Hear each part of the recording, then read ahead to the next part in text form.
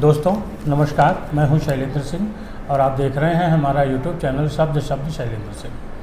आज हम बेहद ख़ास मेहमान के साथ हैं, शगुन सिंह जी के साथ, जो किंग जॉर्ज मेडिकल कॉलेज में department of physical medicine and rehabilitation जो डिपार्टमेंट है उसमें वो सीनियर प्रोस्थेटिस्ट के रूप में हैं और वर्कशॉप इंचार्ज के रूप में काम कर रही हैं। कल यानी 5 नवंबर को पहला इंटरनेशनल प्रोस्थेटिस्ट एंड ऑर्थोटिक्स दिवस मनाया जा रहा है। तो हम इस खास अवसर पे आपके पास आए हैं। इसको अगर हम एक साधारण भाषा में समझने की कोशिश करें तो कृत्रिम अंग और प्रत्यंग अंग बनाने का काम यहाँ पे होता है। इस पूरे प्रोसेस को हम समझेंगे शगुन जी के साथ। शगुन जी का एक लंबा करियर रहा है, 22 साल का इस क्षेत्र में, और उन्होंने जो 10 लाख से अधिक जो कृत्रिम अंग और उनके उपकरण बनते हैं उनमें अपना सहयोग दिया है। इस इनकी जो खूबी है, जो इनका योगदान है, उसको देखते हुए उत्तर प्रदेश सरकार ने इनको सम्मानित भी किया है। तो कल का जो दिवस है वो क्या है और बाकी कृत्रिम अंगों की क्या ज़रूरत हम लोगों को पड़ती है, कैसे बढ़ती है, कैसे हम बचाव कर सकते हैं, इस मुद्दे पर आज बात करेंगे। शगुन जी, बहुत बहुत आपका स्वागत है। नमस्कार सर। सबसे पहला तो जो कल 5 नवंबर का दिन है वो बहुत ख़ास है और पहली बार इंटरनेशनली ये घोषित किया गया है। थोड़ा सा इसके बारे में बताइए। सर, जो हमारी इंटरनेशनल सोसाइटी है प्रोस्थेटिक्स ऑर्थोटिक्स की, उसने 5 नवंबर को प्रोस्थेटिक्स ऑर्थोटिक्स डे ऑब्जर्व करने की घोषणा की है। तो हमारी जो नेशनल एसोसिएशन है, orthotics prosthetic association of India, उसने भी 5 नवंबर को इंडिया में इस डे को ऐसे सेलिब्रेट करने का हम लोगों ने निर्णय लिया। तो सभी संस्थाएं बहुत ही अच्छी तरीके से, जितना अच्छा हम लोग कर सकते हैं, कल इस दिवस को सेलिब्रेट करेंगे। और हमारी journey as a prosthetist orthotist क्या रही, हमारा कंट्रीब्यूशन दिव्यांगजन्स के लिए क्या रहा, क्या नई टेक्नोलॉजीज़ आज की डेट में अवेलेबल हैं दिव्यांगजनों के लिए, इस अवेयरनेस को, इस जर्नी को कल हम सेलिब्रेट करेंगे अपने दिव्यांगजन्स, अपने प्रोफेशनल्स के साथ। इस दिवस को मनाने का उद्देश्य है कि ज़्यादा से ज़्यादा लोगों को इस बारे में बताया जा सके। जी, ज़्यादा से ज़्यादा लोग इस बारे में जाने कि प्रोस्थेटिस्ट ऑर्थोटिस्ट एक अलग प्रोफेशन है और इसकी क्या उपयोगिता है दिव्यांगजनों की ज़िंदगी में, नॉर्मल लाइफ कैसे वो लीड कर सकते हैं। बहुत सारे लोगों को नहीं पता है इसके बारे में कि हम लोग अलग एक स्पेशलाइज्ड फील्ड को बिलोंग करते हैं, अलग हमारी एक उपयोगिता है दिव्यांगजनों की ज़िंदगी में। तो इसकी अवेयरनेस मतलब बताने के लिए, प्लस हम लोगों की भी एक लंबी जर्नी हो चुकी है जो हम लोगों ने व्यतीत किया है समय, तो आपस में हम लोग वो जर्नी भी शेयर करेंगे, कहाँ उसमें कमियां हैं, कहाँ उसमें अच्छाइयाँ हैं, उसके बारे में डिस्कस करेंगे। तो ये एक अच्छा अवसर है हम सब के लिए। आपने जब 22-25 साल पहले इस लाइन में अपने करियर को बढ़ाया, क्या सोच के बढ़ाया? उस समय तो बहुत इसका कोई प्रचार भी नहीं था, बहुत लोग जानते भी नहीं थे। जी सर, आप बिल्कुल सही कह रहे हैं। उस समय कोई प्रचार नहीं हुआ करता था। जब मैंने सोचा कि मुझे मेडिकल फील्ड से एसोसिएट होना है, मेरी सगी बुआ जी हैं जो बचपन में पोलियो से ग्रस्त हो गई थी। तो हम लोग जब छोटे थे तब उनके संग बड़ा खेल में वो कहती थी, अपना पैर देखो, मैं कंधे पे रख लेती हूँ और तुम लोग नहीं रख सकते हो। तो वो तो बचपना था, अच्छा लगता था, एंजॉय करते थे। लेकिन जब बड़े हुए तो इस चीज़ को हम लोगों ने समझा कि वो जैसे हम लोग नॉर्मली चलते हैं ऐसे उनको हाथ रखना पड़ता है अपने पैर को सीधा करने के लिए, चलने के लिए। तो फिर हम लोगों ने SMS हॉस्पिटल से जो भी उस समय टेक्नोलॉजी उपलब्ध होती थी, आज तो टेक्नोलॉजी बहुत एडवांस हो चुकी है, हम लोगों ने उनको एक कैलिपर फिट कराया जिसकी मदद से उन्होंने चलना फिरना शुरू किया। उन्होंने सेल्स टैक्स में अपना जॉब ज्वाइन किया। तो विशेष आकर्षण था मेरा इस प्रोफेशन के थ्रू, बचपन से ही आप कह सकते हैं। फिर मेरा selection national institute for orthopedically handicap, जो कि अब लोकोमोटर डिसेबिलिटी के नाम से है, वहाँ मेरा सिलेक्शन हुआ। मैंने इस कोर्स को ज्वाइन किया और उस समय लड़कियां इस प्रोफेशन को बहुत कम ज्वाइन किया करती थी। हाँ, क्योंकि आप देख ही रहे हैं वर्कशॉप में कि थोड़ा फिजिकल वर्क होता है। लेकिन हमारे बैच में 6 लड़कियां थी, हम लोगों ने 6 लड़कियों ने हमारे बैच में 98 बैच था हमारा। तो मैंने इस प्रोफेशन को कंप्लीट करने के बाद वहाँ पे अपने संस्थान में जॉब भी किया, फिर आर्मी हॉस्पिटल में जॉब किया एंड फिर मैं पिछले 12 वर्षों से किंग जॉर्ज चिकित्सा विश्वविद्यालय से एसोसिएटेड हूँ। अच्छा। तो बस सर बहुत अच्छी जर्नी रही, आप कह सकते हैं कि बहुत सेवा का भाव इस प्रोफेशन के लिए होना चाहिए। इस प्रोफेशन में होना चाहिए कि पैसा तो डेफिनेटली इम्पॉर्टेंट है लाइफ के लिए, लेकिन एक सेवा का भाव बहुत इम्पॉर्टेंट है कि जब पेशेंट व्हील चेयर में आ रहा है या गोदी में आ रहा है और फिर वो अपने पैरों से चलकर और अपने इंडिपेंडेंट रूप में जब आप उसको देखते हैं कि वो अपने घर जाता है, तो वो एक अलग तरीके का सुकून है, एक अलग तरीके का प्लेजर है उस चीज़ में। तो किस तरीके से जो जी। आप लोग मदद करते हैं, जैसे किसी के कोई अंग उसका कट जाता है किसी दुर्घटना में, जी। एक तो वो है, दूसरा वो है कि जैसे मान लीजिए कोई पोलियो का शिकार है, जी। तो उन लोगों को, ये दोनों लोगों को अलग अलग किस तरीके से मदद यहाँ मिलती है?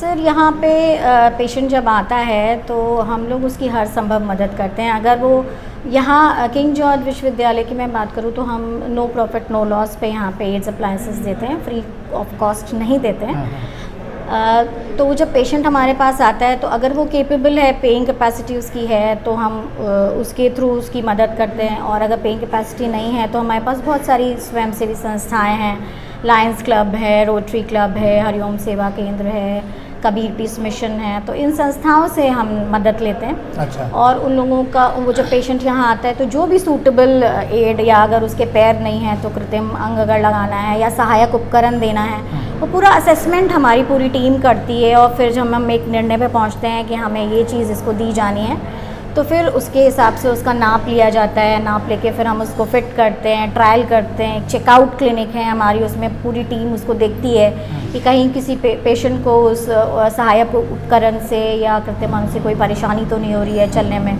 जब हम लोग पूरी तरीके से सेटिस्फाइड हो जाते हैं तब हम पेशेंट को घर पे इस्तेमाल के लिए देते हैं। अच्छा। और हम कोशिश करते हैं कि पेशेंट हमारा फॉलोअप में रहे।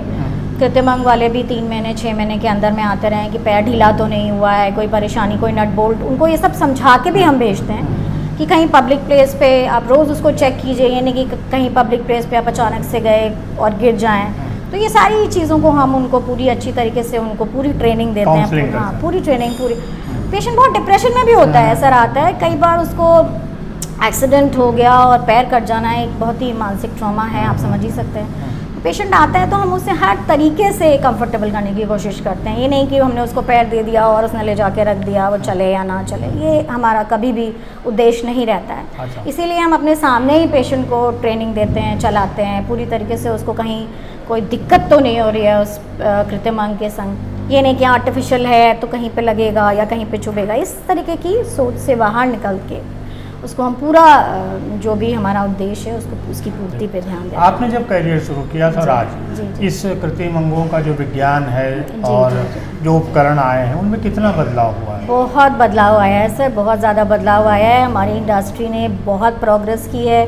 कहाँ हम लोगों ने लकड़ी से, एल्यूमिनियम से, इन सब चीज़ों से काम करना शुरू किया था कृत्रिम अंग हम जब बनाते थे, और आज टेक्नोलॉजी बहुत ज़्यादा हाईटेक हो चुकी है। रोबोटिक्स वाले लिम्ब आ गए हैं, माइक्रो प्रोसेसर्स वाले लिम्ब आ गए हैं। आप देखते ही हैं पैरा ओलंपिक्स में लोग दौड़ रहे हैं और देश का नाम रोशन कर रहे हैं। तो बहुत ज़्यादा टेक्नोलॉजी ने एडवांसमेंट की है। जहाँ तक हम सरकारी संस्थाओं की बात करें तो हम लोग एक नॉमिनल रेंज तक फ्री ऑफ कॉस्ट या वो कर सकते हैं।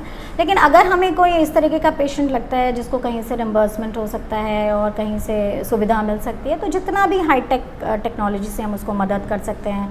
कार्बन फाइबर के लिम्स हैं और उसके अलावा आपके, हाँ, अपर लिम्ब की बात करूँ तो मायो इलेक्ट्रिक लिम्स हैं। तो ये सारे तरीके की सुविधा हम देने की पूरी कोशिश करते हैं। पेशेंट को हम हर तरीके की अवेयरनेस भी देते हैं। ये सिर्फ नहीं कि पेशेंट हमारे पास आया, आज उसके पास हो सकता है पैसा नहीं है, वो 4,000 या 6,000 या 10,000 अफोर्ड कर सकता है, कल को हो सकता है वो इस पोजीशन में पहुंचे, तो उसको जानकारी ज़रूर होनी चाहिए कि क्या चीज़ें अवेलेबल हैं। बाद में भी अपग्रेड कर सकता है। जी सर, प्योरली। अगर उसको जानकारी का ही अभाव होगा तो जानकारी का अभाव ही सबसे बड़ी चीज़ है जो कि फील्ड में हम लोग फेस कर रहे हैं, कि लोगों को पता ही नहीं है। 2-2 3-3 साल तक लोग फिट ही नहीं कराते, व्हील चेयर पे ही बैठे बैठे उनके एकदम मसल पावर भी वीक हो जाती है, डिफॉर्मिटीज़ भी डेवलप होने लग जाती हैं। तो उनको अभाव जो जानकारी का है, बेसिकली कल का दिवस हम इसलिए भी मना रहे हैं कि हम अपनी चीज़ों के बारे में ज़्यादा से ज़्यादा लोगों को बता जानकारी। सकें। जी जी सर, जी सर। अच्छा, जैसे हम लोग अवेयरनेस पे जो बात कर रहे हैं कि अगर किसी के साथ कोई दुर्घटना होती है जी सर। तो कितनी जल्दी उसे आपके पास आना चाहिए? सर दुर्घटना होने के बाद तो जैसे हम तो मेडिकल कॉलेज हाँ। में हैं तो पेशेंट तुरंत आता है हमारे पास। जैसे ही सर्जरी हो जाती है तो डॉक्टर्स की टीम हमारे पास भेजती है, क्योंकि लिम्ब लगाने से पहले की भी एक प्रक्रिया है जिसको हम प्री प्रोस्थेटिक मैनेजमेंट कहते हैं। हाँ। या अगर हमने सहायक उपकरण भी लगाया तो उसमें सूजन है पैर में, और ये सारी चीज़ों पर हम पूरा काम करते हैं। फिजियोथेरेपी टीम है हमारी, एक्सरसाइजेज उनको डेमो करी जाती हैं। वो एक दौरान, जिस दौरान में हम उस लिम्ब को पूरी तरीके से प्रिपेयर करते हैं कि हम अच्छे से अच्छा, हमें कटा हुआ भाग जिसको हम स्टम्प कहते हैं वो मिले, और फिर हम अच्छे से अच्छा फिटमेंट कर पाएँ। अच्छा। तो हम यही कहते हैं पेशेंट से, और हमारी डॉक्टर्स की टीम, क्योंकि यहाँ मैं क्योंकि अस्पताल में हूँ तो ये मेरे लिए बहुत प्रिविलेज की बात हो जाती है कि यहाँ हमारे पास पेशेंट बिल्कुल जैसे ही डिस्चार्ज होता है तुरंत ही अप्रोच करता है। ज़्यादा से ज़्यादा पेशेंट्स हमारे पास जो हमारे यहाँ इंटरनली जो एम्पुटेशंस होते हैं या ट्रॉमा वाले एक्सीडेंट्स के केसेस आते हैं, जो बाहर से होते हैं, बाहर भी जो डॉक्टर्स की टीम है वो 2 महीने में 3 महीने में पेशेंट्स को डायरेक्ट करती है कि आप वहाँ जाइए। अच्छा। टीम से, हाँ, टीम से मिलिए, अपनी चीज़ों को समझिए, क्या आपका पैर नाप के लायक है, नहीं है, उसको कैसे प्रिपेयर करना है। तो वो सारी जानकारी जो है वो पेशेंट्स को दी जाती है। अच्छा, कुछ तो ये होता है कि जैसे किसी दैवीय आपदा से या वो भी बीमारी का कारण पोलियो जैसे केसेस होते हैं, या आपके गर्दन में कोई दिक्कत हो गई, और कुछ होते हैं जो एक्सीडेंटल आते हैं। इनसे बचाव कैसे कर सकते हैं लोग?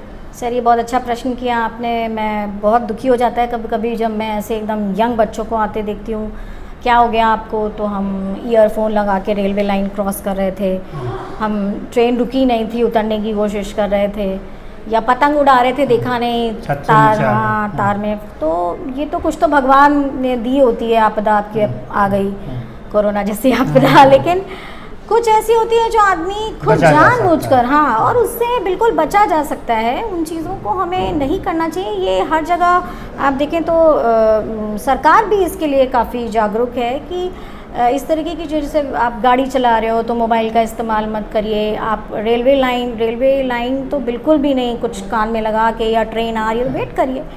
उतना तो आप कर सकते हैं, आपकी ज़िंदगी है, आपका पैर चला जाएगा। लेकिन हाँ, मैं ये कहूँगी कि एक बार ये दुर्घटना हो गई आपके संग, भाई आप ये कह सकते हैं ईश्वर की मर्जी थी या आपकी गलती थी। आप हो जाने के बाद फिर वापस पुनर्वास करना हमारी जिम्मेदारी हो जाती है। उस पेशेंट को हम ऐसे ही तो नहीं छोड़ सकते। काउंसलिंग में बहुत करती हूँ जब पेशेंट मेरे पास आते हैं, क्योंकि कभी कभी मैंने ट्रेन वगैरह में भी कभी किसी को समझाने की कोशिश की तो उस समय बच्चे नहीं समझते हैं, यंग जनरेशन जब तक अपने ऊपर बीतती नहीं। लेकिन एक बार हो जाता है और हमारे पास आता है तो हम उसका बिल्कुल पूरी तरीके से पुनर्वास का प्रयास करते हैं कि वो जैसे पहले था वैसे ही सोसाइटी में घुल मिल जाए, अपना कमाए, अपना खाए, इंडिपेंडेंट हो। तो ये प्रयास हमारा पूरी तरीके से। गांव में थ्रेशर वगैरह से भी ऐसे केसेस हो जाते हैं? जी सर, बहुत ज़्यादा। चारा मशीन, थ्रेशर, छोटे छोटे बच्चे क्रॉस कर रहे हैं रोड। माओ को नहीं छोड़ना चाहिए इतने छोटे बच्चों को, मैं तो यही कहूँगी। रोड क्रॉस कर रहे हैं, अभी आज ही हमारे पास एक बच्चा आया, उसके दोनों पैर कट गए हैं। ट्रक वाले तो आप क्या ही बोल सकते हो, वो तो नहीं देखते। लेकिन तो इस तरीके की चीज़ें हैं। थोड़ा सा थ्रेशर मशीन है, ये है जल्दीबाजी। बहुत ज़्यादा केसेस जल्दीबाजी में भी हो रहे हैं। अब जल्दी है काम की, आप घर से कम टाइम लेके निकले और दौड़ा रहे हो गाड़ी को, तो ऐसी बात है, एक्सीडेंट्स हो जाते हैं। गांव और शहर की अगर बात करें तो केसेस कहाँ से ज़्यादा आ रहे हैं? गांव से बहुत आते हैं। थ्रेशर मशीन के केसेस बहुत आते हैं।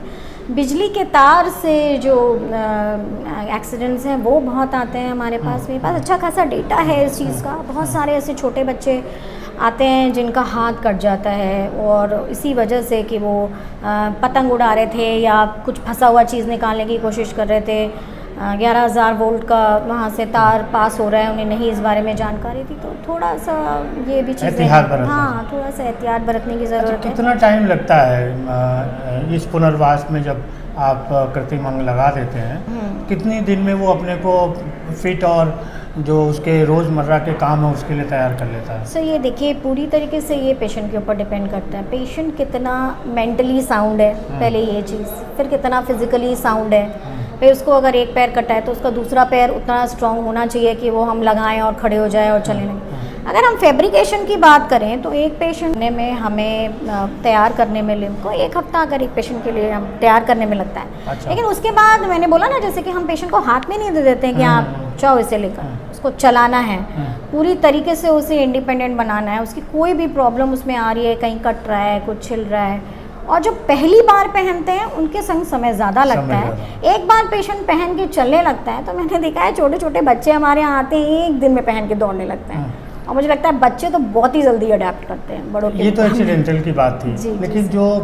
पोलियो जैसे केसेस हो जाते हैं उनमें क्या क्या बीमारियां होती, वो कैसे मदद करते हैं आप लोग? सर उसमें जैसे सेरेब्रल पैल्सी एक बीमारी हमारे यहाँ, जैसे जो बच्चों में बच्चे पैदा होते हैं रोते नहीं हैं, या होने के बाद ही उनको तुरंत जॉन्डिस हो गया या मैल न्यूट्रिशन के केसेस हैं। इस तरीके की जो केसेस हो जाते हैं जिनसे बच्चों में अकड़न आ जाती है और चल नहीं पाते हैं, एक ये हो गया। उसके अलावा स्पाइनल की बहुत सारे प्रॉब्लम्स हैं, कुबर निकलना, लेमैन लैंग्वेज में मैं आपको बोलूँगी तो कुबर निकलना है, सर्वाइकल पेन है, आर्थराइटिस तो आप जान ही रहे हैं आजकल इतना ज़्यादा ओल्ड एज, क्या नए बच्चों में भी मैं देख रही हूँ बहुत ज़्यादा आर्थराइटिस के केसेस आ रहे हैं। तो उन सभी तरीके के विकारों के लिए हमारे पास विकल्प है। मतलब अच्छा। अगर पेशेंट नी रिप्लेसमेंट सर्जरी में तुरंत जाना नहीं चाहता है तो हमारे पास विकल्प हैं। ऑर्थोटिक ब्रेसेस हैं हमारे पास, सर्वाइकल कॉलर्स हैं, बेल्ट्स हैं, जिनसे हम उनको टाइम भी क्या बहुत ज़्यादा समय तक उनकी सर्जरी को भी रोक सकते हैं, उनके पोस्चर को ठीक कर सकते हैं। और जैसे मैंने आपको बताया, ठीक करना एक चीज़ है, आगे ना बढ़े उसको रोकना भी हमारे लिए एक बहुत बड़ी जिम्मेदारी हमारी हो जाती है कि वो रोग आगे ना बढ़े, जहाँ है वहीं उसे रोकने का प्रयास किया जाए। यदि आप कृत्रिम अंग लगाते भी हैं जी जी, और ऐसी समस्याएं ना हो जी जी, तो उसको रोकने का भी प्रयास हाँ, करते हैं। सहायक उपकरण भी सहायक लगाते हैं। हाँ, उपकरण भी। सहायक उपकरण, उसको मैं सहायक उपकरण कहती हूँ उसे। सहायक उपकरण वो हुआ जो बॉडी का पार्ट प्रेजेंट है, जैसे उसके हाथ है, पैर है, लेकिन वो कुछ डिफॉर्म्ड है या उसमें कोई विकार आ गया है, तो उसके लिए जो हम लोग डिज़ाइन करते हैं हम उसको सहायक उपकरण कहते हैं। तो वो हम कई बार ऐसा भी होता है कि पेशेंट का हमें पता होता है कि इससे बहुत ज़्यादा ये ठीक नहीं होगा, मतलब करेक्ट नहीं होगा, लेकिन आगे ना बढ़े और थोड़ा सपोर्ट मिले, इसके लिए भी हम उसको सहायक उपकरण देते हैं। आपको उत्तर प्रदेश सरकार ने सम्मानित भी जी किया सर, है, जी सर। थोड़ा उसके बारे में बताइए।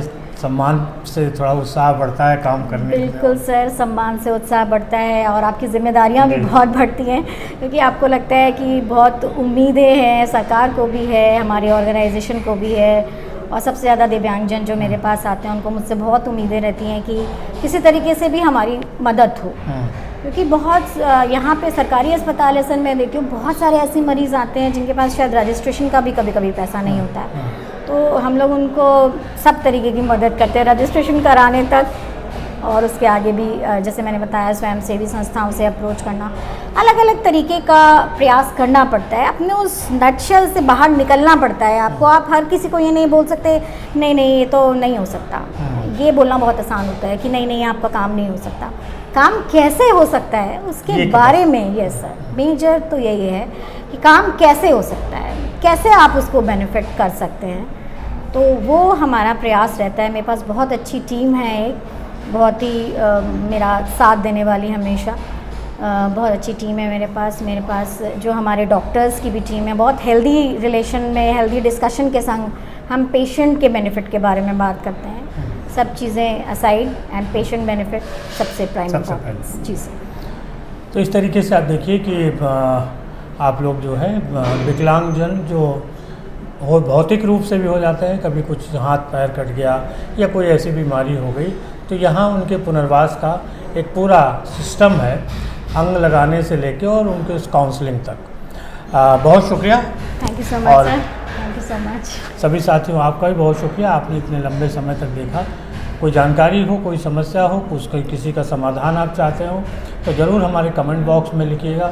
उन समस्याओं पर हम एक बार फिर शगुन जी के साथ बात करेंगे और कोशिश करेंगे कि आपकी समस्याओं का समाधान हो सके। धन्यवाद। Thank you sir.